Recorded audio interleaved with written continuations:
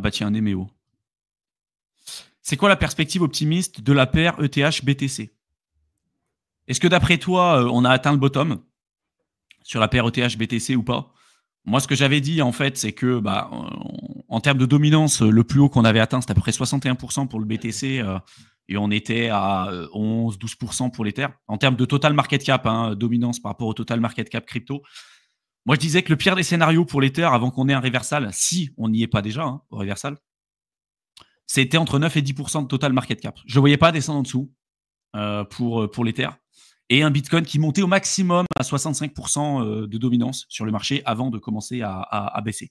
Donc là, on a une baisse. En fait, à chaque baisse de taux, on a une baisse un petit peu de la dominance de Bitcoin et puis un mini rallye en fait sur les alts, comme ce qu'on a eu là aussi en plus, qui est très lié avec l'élection de Trump. Mais si vous regardez la précédente baisse de taux qu'on a eue cette année, la dominance du Bitcoin a un petit peu baissé. Et on a eu de nouveau un rallye avec une reprise du cycle haussier sur la dominance, à proprement parler. Donc pour moi, si on n'est pas au bottom de la dominance du Bitcoin vis-à-vis de l'Ether, enfin au top de la dominance du Bitcoin vis-à-vis de l'Ether, et si on n'est pas au bottom par rapport à l'Ether, en fait, d'une certaine manière, on y est proche. Voilà. Je pense que là, on est dans une période où ça peut peut-être encore baisser. En tout cas, le Bitcoin peut encore avoir un super momentum et puis peut-être l'Ether encore laguer derrière, hein, avoir du mal à reprendre des parts de marché. Mais je pense que là, dans les 8 prochaines semaines, 7, 8 prochaines semaines, on aura une vision plus claire.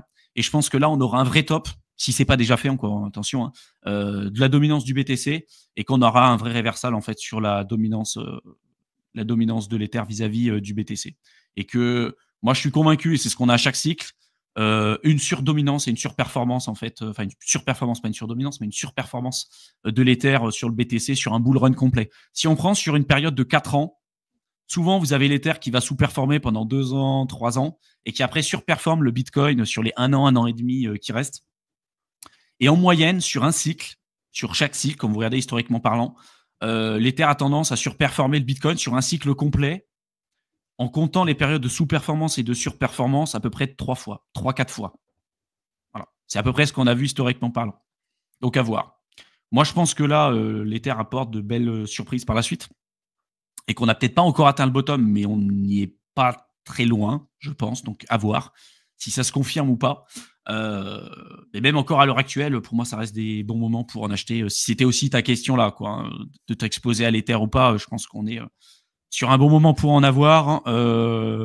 Ça fait presque 1100 jours que l'Ether a fait son ATH. Il est encore à moins 40% en dessous.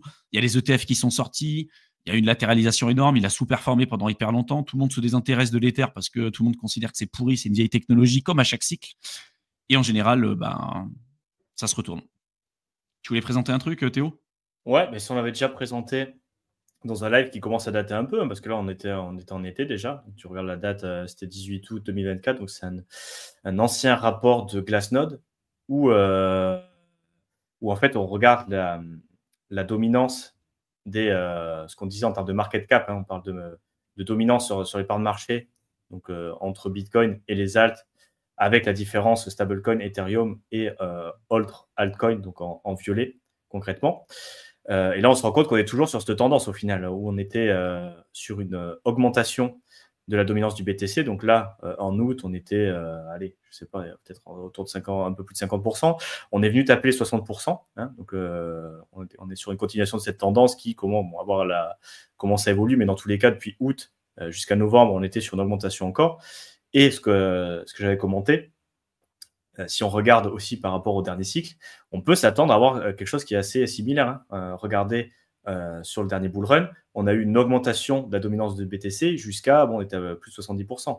Et après, par contre, regardez le prix. Jusqu'à janvier 2021. Jusqu'à janvier 2021. Ouais, voilà, c'est ça. Donc, au final, ça continuait. Donc, là, si ça se répète, regarde, le prix du BTC qui n'arrête pas de monter, la dominance qui n'arrête pas de monter, jusqu'à un certain moment.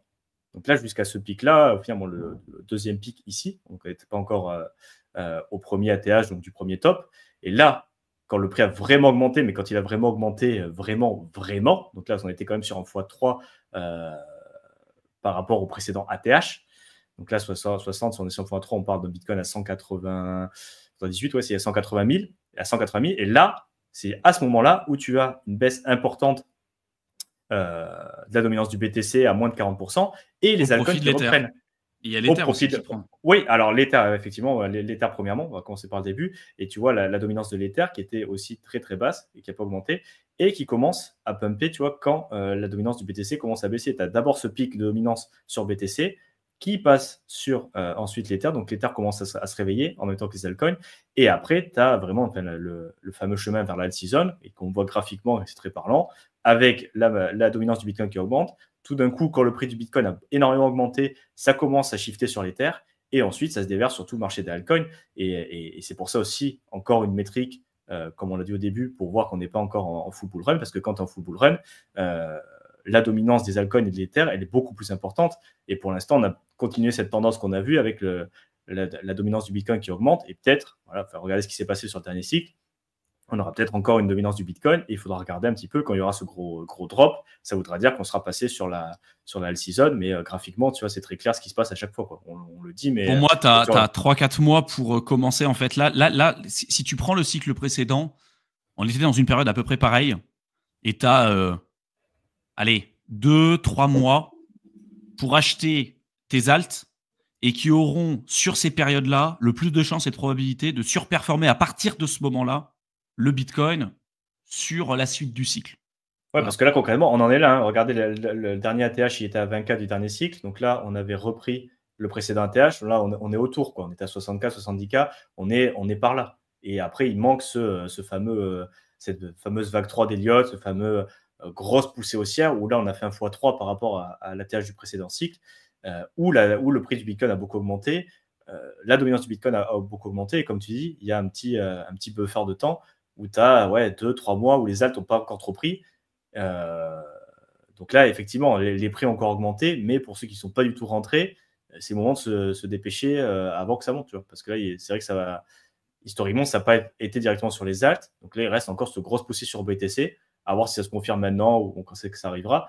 Mais après, il faut s'attendre à un déversement de cet argent sur les alts. Donc c'est vrai que pour l'instant, même si ça commence à monter et qu'il y a des bougies vertes, première correction, première bougie rouge, c'est le moment de se dire, bon, c'est le moment de rentrer si je ne suis pas du tout rentré. Tout en sachant bien évidemment que ce ne sera pas les prix les plus intéressants, parce que les prix les plus intéressants, ils étaient par là, quoi, toute l'année 2022-2023.